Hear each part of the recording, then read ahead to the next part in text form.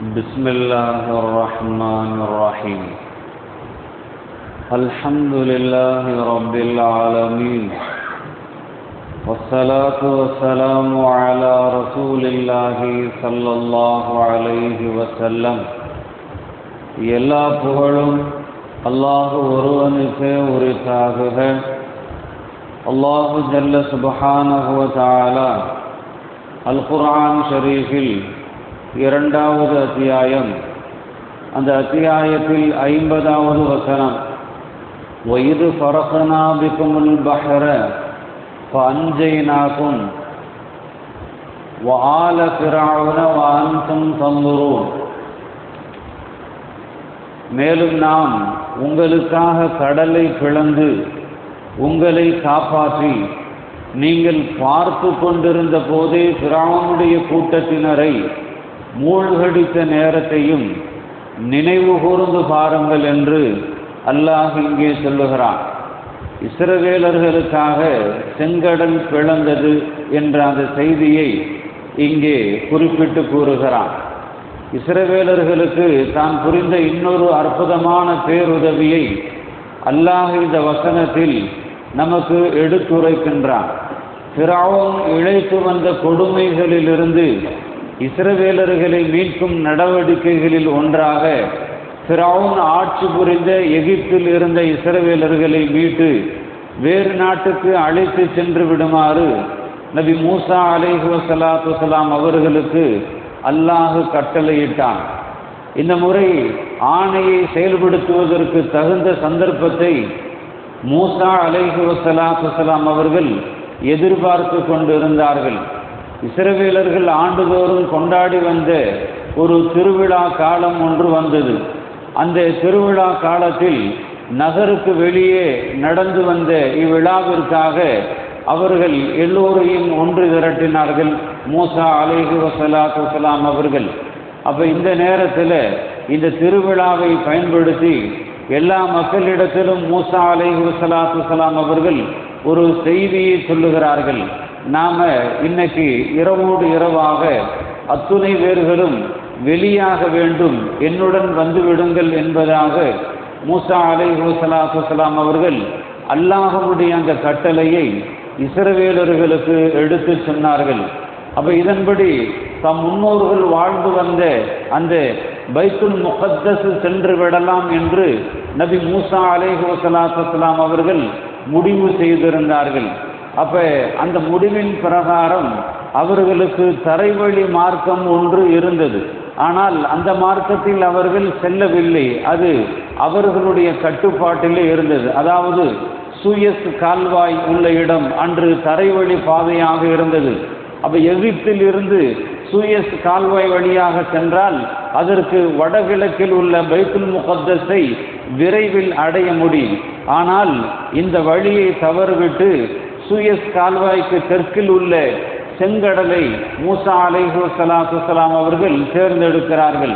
அந்த செங்கடல் வழியாக இறைவனுடைய நாட்டத்தின் பிரகாரம் மூசா அலைஹி வஸலாத்து வஸலாம் அவர்கள் தங்களுடைய அந்த மக்களாகிய இஸ்ரவேலர்களை அழைத்து செல்லுகிறார்கள்.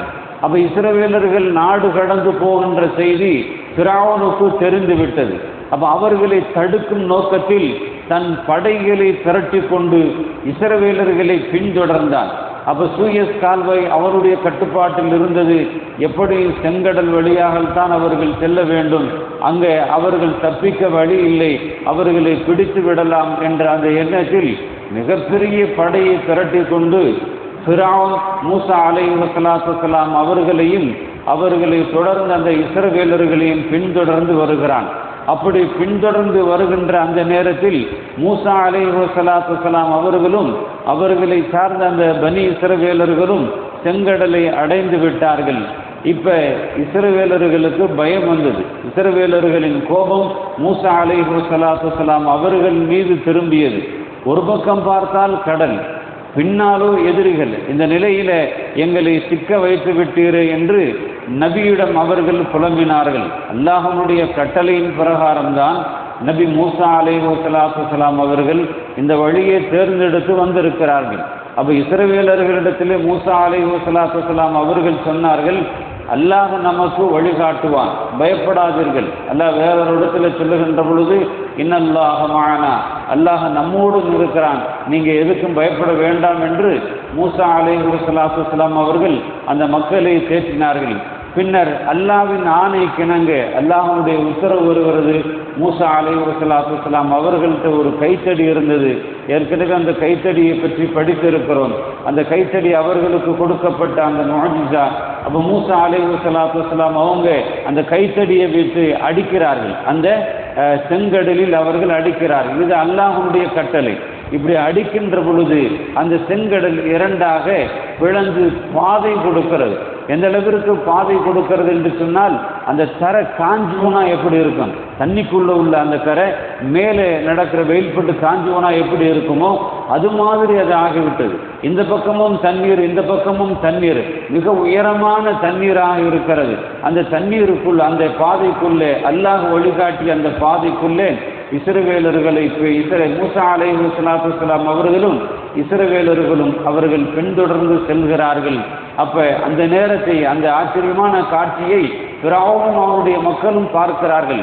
எப்படியும் விரட்டி பிடித்து விடலாம் என்று, மூசா அலைஹிஸ்ஸலாத்து வஸ்ஸலாம் அவர்களையும் அவருடைய கௌமுகளையும் அழித்து விடலாம் என்று அவன் நினைத்து அவனும் உள்ளே இறங்குகிறான். அல்லாஹ்வுடைய நாட்டம் மூசா அலைஹிஸ்ஸலாத்து வஸ்ஸலாம் அவர்களும் அந்த இஸ்ரவேலர்களும் கரை ஏறுகிறார்கள்.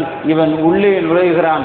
அந்த செங்கடல் ஏற்கனவே இருந்ததை போன்று அது மூடிக்கொள்கிறது.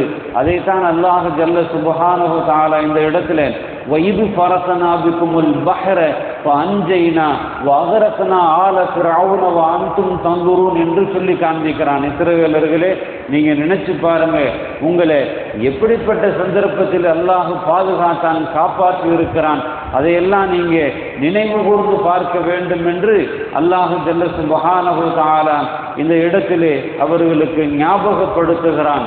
அடுத்து இன்னொரு செய்தியும் இங்கே தெரிய வருகிறது. மிகப்பெரிய ஒரு அற்புதம், ஒரு முஅஜிஸா இதிலே அடங்கி இருக்கிறது என்பதையும் இங்கே நமக்கு சொல்லி தருகிறான். தொடர்ந்து படிக்கக்கூடிய பாக்கியத்தை அல்லாஹ் நம் அனைவர்களுக்கும் தந்தரல் புரிவானாக. وآخر دعوانا الحمد لله رب العالمين. السلام عليكم ورحمة الله وبركاته.